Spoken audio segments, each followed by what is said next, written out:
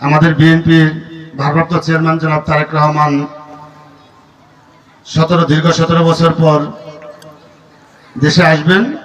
আমি শুধু আমাদের প্রাণপ্রিয় নেত্রী বেগম খালেদা জিয়ার অসুস্থতা আপনারা সবাই জানেন, তার জন্য আপনারা দোয়া করবেন।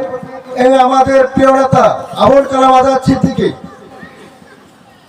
ধানের শীষের প্রতীক নিয়ে আগামী দিনে আসতেছেন নির্বাচনে, 12 ফেব্রুয়ারি নির্বাচনে আপনারা সবাই ধানের শীষে ভোট দিবেন এবং আমাদের নেতার জন্য দোয়া করবেন। এই আসন থেকে যেন এমপি হয়ে আমরা ইতিমধ্যে ওনার কার্যকলাপ, জনপ্রিয়তা এবং সকল কেন্দ্রীয়তার অবস্থান আপনারা অবগত আছেন।